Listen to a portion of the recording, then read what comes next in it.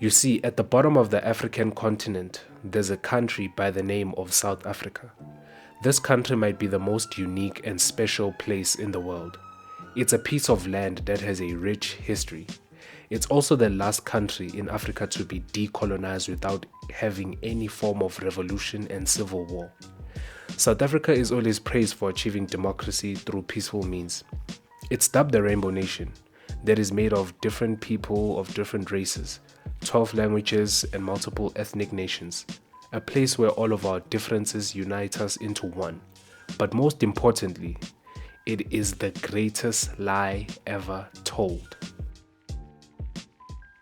South Africa has a father, a Nobel Peace Prize recipient by the name of Nelson Mandela. He is fondly known as Tata, which translates into father in isiXhosa. He is the man that is known for spending 27 years in the prison of Robben Island in the pursuit of freedom and equality.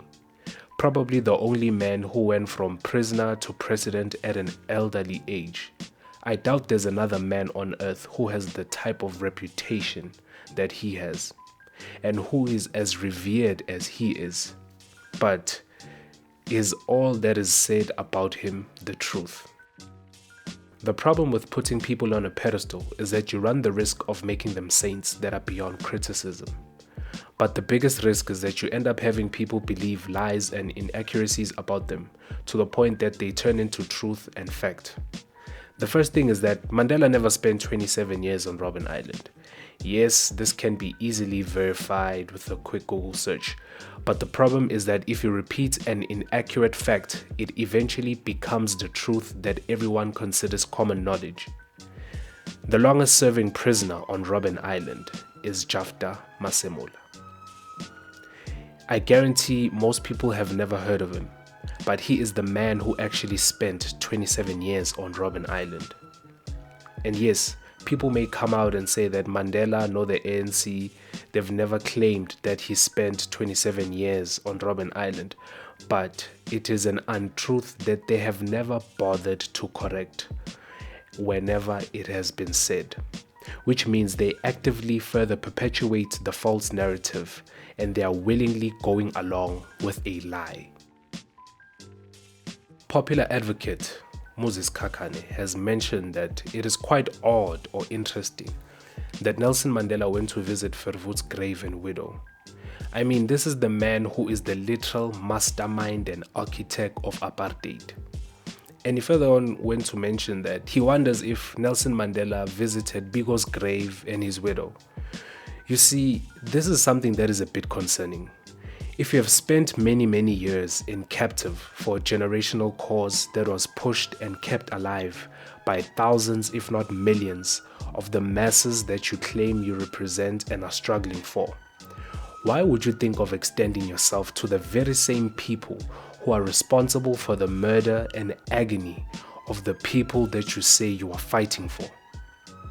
Yes, one can argue that he was a noble leader who was a leader of all society, which may make sense. But on the other hand, it can also be considered borderline hypocrisy and very suspicious if you consider the context in which these occurrences happened.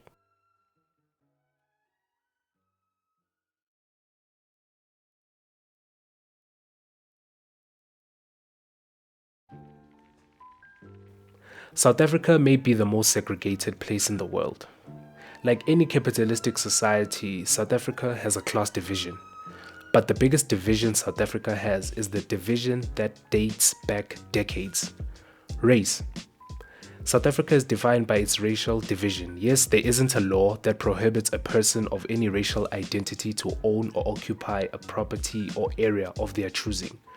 But if an overwhelming majority of the financial resources and muscle lay in the hands of those who were favored and who ruled under the oppression and dictatorship of apartheid, do you really need a law that maintains the division when it's embedded in the fabric of the system?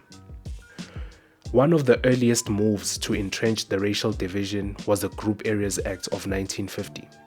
That legislated that all racial groups must live by themselves and never live with people of different races. This has obviously shaped how South Africans even behave on a social level and how they perceive every day and interact with one another on a daily basis. Now, as much as we can sing, dance for national sports teams and claim that we are together, we still live separate from each other, even when we are in poverty. For instance, the apartheid government provided Africans with houses in townships that were deliberately far from the towns and cities. These houses had no bathrooms, but only had small outside toilets with one tap that was outside. On the other hand, the whites were designated houses that were in town where they could easily walk to all essential and non-essential services. Till this very day, poor whites still live in town in decent-sized homes that have running water and electricity, while on the other hand, in the suburbs where most white people reside, the average household income is 3 times more than that of the African household.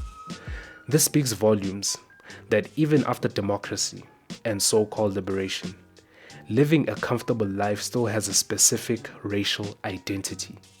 By this being the reality, this means that even in the schools, children are largely surrounded by people who look like them, and they only get to have relationships with people who have the same racial identity as them. Now, this also has an effect on their exposure to other lives, other people, and other experiences, such as, most importantly, race, and secondarily, class.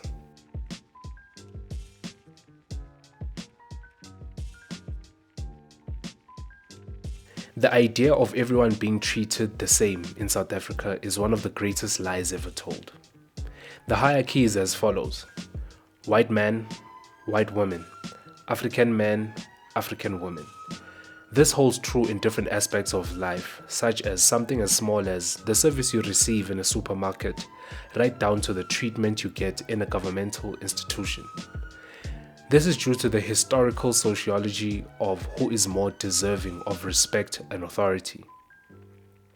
This has been engraved in our subconscious minds since the inception of colonization and apartheid. Not only does this hold true when getting services, but we do it to each other as well. We second guess every African business, we second guess every African's competency, and even second guess every African's source of wealth. We always have the harshest criticism and pushback against Africans, socially and professionally. Equal treatment in the media is something that has never happened. It's very easy to notice the biased manner of reporting and angling of stories in the news when an African person is being reported on. Every time an African has managed to move up in the business world, the very first thing people and the media are going to assume is that they are a BEE partner who was brought in through corrupt political proximity. You may be even labeled a tenderpreneur. This is a word with negative connotations that is exclusively reserved for African business people who may be in business with the government by receiving a contract. This is something that African business people are being shamed for under the guise that they all received it illegally. If you look at the facts, it becomes hilarious considering the fact that the biggest recipients of these government contracts are white business-owned corporations who receive billions from government tenders. These are the same people who have the biggest tenders in the biggest of places, like Eskom and the correctional services. I bet you've never heard Gavin Watson being referred to as a tenderpreneur. Yet we all saw how Bosasa was conducting business with the state and his proximity to the executive and all of the allegations of corruption. We all saw how Glencore wasn't just favored at Eskom, but how they were made to pay penalties all across the world and admit to illegal business practices. But they never ever dare report about the owners of these companies with these beautiful words such as corrupt and tenderpreneurs. An accurate example would have to be how the media has reported on people such as Sean Mkhize, Hamilton Ndlovu, Edwin Sodi. Now, I'm not saying they are not guilty of any wrongdoing, but if we dissect how the media has reported on them versus how they reported against the likes of Gavin Watson and Angelo Agrizi, you soon realize how biased and unfair the reporting has been. One can easily outright say that the South African media racially profiles the people it reports on. Now, I know the name Hildegard Steenkamp doesn't ring any bells to you. Now, that's the white woman who's been sentenced to 50 years in prison for defrauding her employer of 500 million rand. Don't you find it funny or odd that this woman has received less media coverage than the student who received 14 million rand based on someone else's mistake? Also, take a minute or two and analyze how the media usually hides the faces and identities of white suspects, usually by withholding their names and not publishing their pictures. But African suspects are easily shown with their names and uncensored pictures when they are arrested. If you don't believe me, go and check the pages of these media entities on Twitter and tell me if you do not notice the clear and blatant, biased and unfair reporting.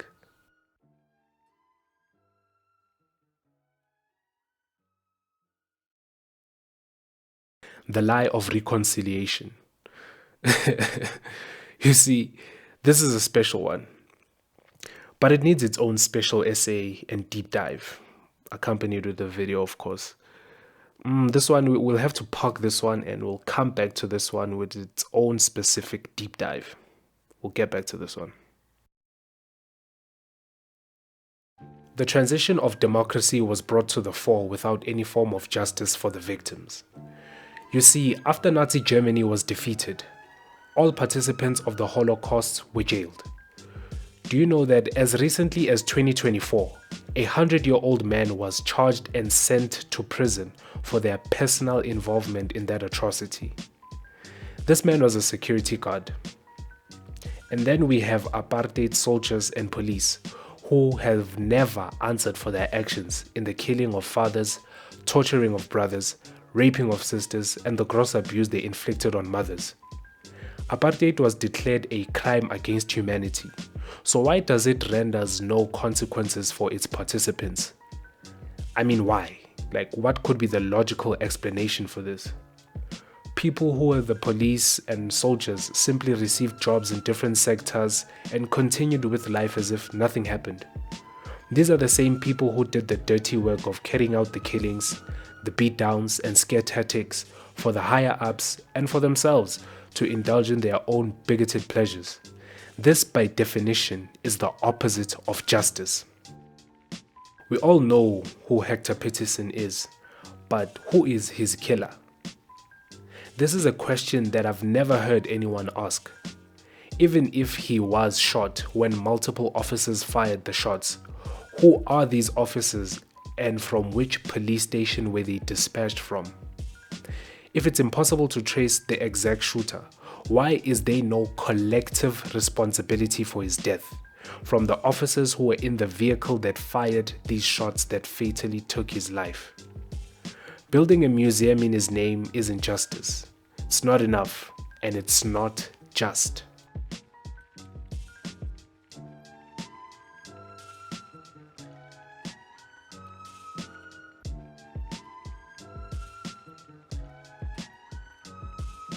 Another big, fat, damn lie is that South Africa is a land that is filled with a lot of potential and equal opportunity for all South Africans. Like, this country has a lot of potential. But what use is the potential if you do not have the opportunity to fully explore it? Almost 70% of promotions in the workplace were given to Caucasians. This is in the midst of democracy. Like, make it make sense. Every time you hear about what is wrong about the country, You get told about how redress and BEE has negatively affected the progress.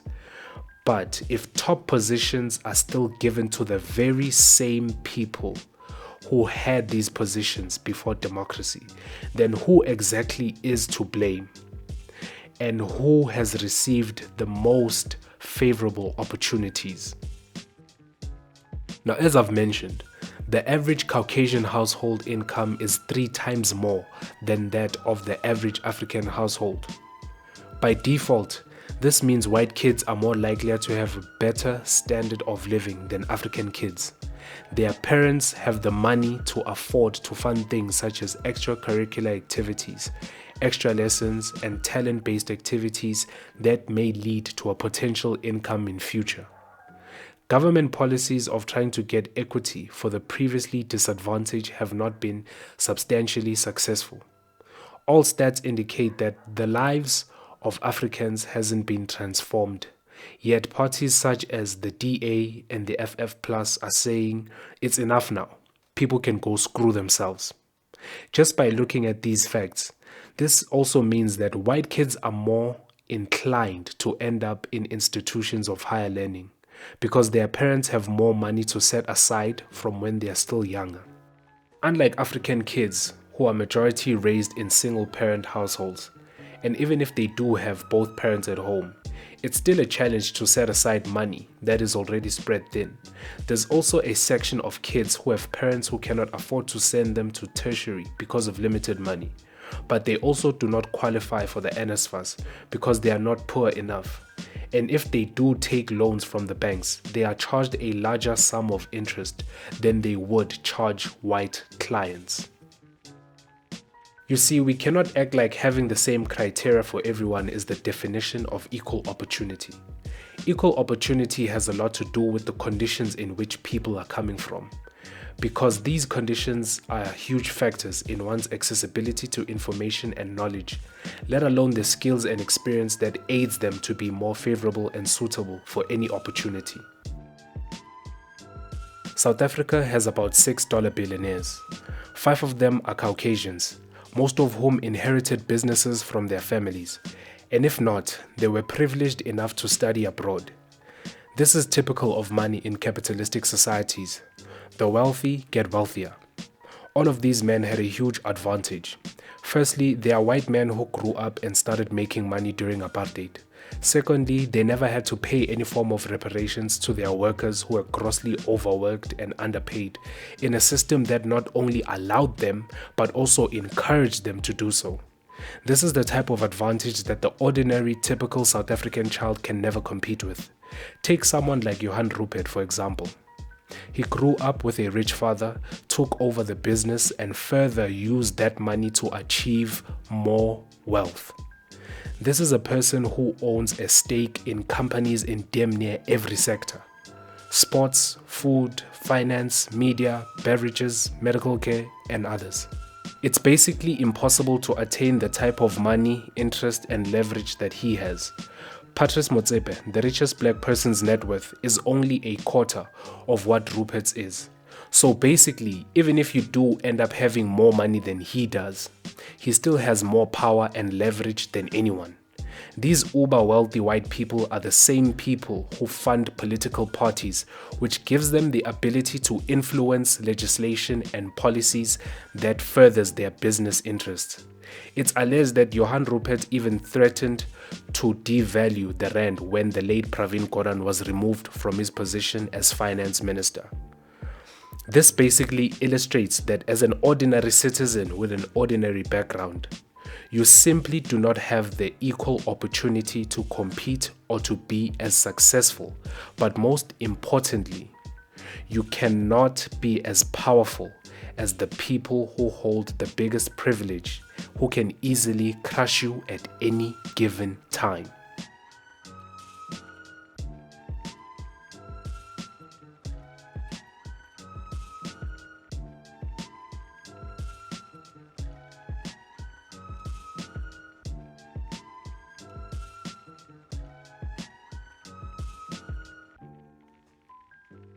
Now, this is the lie that I believe that we all recognize but fail to accept in public. If you follow the history of the freedom struggle and the general African Ubuntu way of living, you come to realize that we believe and fought for all society to enjoy and benefit from the environment and its resources. This would be considered socialism in the political sphere, something that is in the DNA of most black political parties who largely agree on these objectives, and that if they are met, everyone gets to live fairly and society prospers.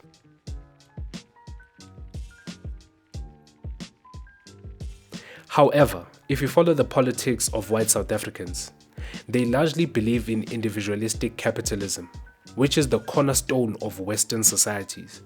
They believe that most things, if not all, must be held in private hands for the maximization of profit, and that we should depend on foreign powers and entities to dictate our way of life and what we do with our natural fortunes. By default, this means fundamentally we cannot be one, because you cannot be one nation with different agendas and destinations. This is a clear illustration that we are living a lie of different lives. You cannot be in unison with people who have fundamental differences with you to a point where that their objectives are a direct threat to yours. Groups such as AfriForum call on the USA, who have the military power to bully and possibly harm South Africans just because they have a different political stance, is quite telling of what they think of themselves. And also, it says a lot about what they think of the majority at large. All of this shows that a South Africa with one common goal, with people living together in harmony, kissing, hugging, and embracing each other as equals, is never going to happen. I'm sorry. I mean, if one group's achievement is viewed as a threat to another, how can they be really a unit of people coming together to live as one? You cannot have a nation made up of opposing agendas which are in direct conflict with each other. The idea of South Africa was broken from the beginning. This is the consequence of trying to make people happy, comfortable, and not offended at the expense of others. No nation that is prosperous dilly-dallies about what it is and who it exists for. This is why that I believe that South Africa is not a real place, but it's an idea, a figment of the imagination, the greatest lie ever told.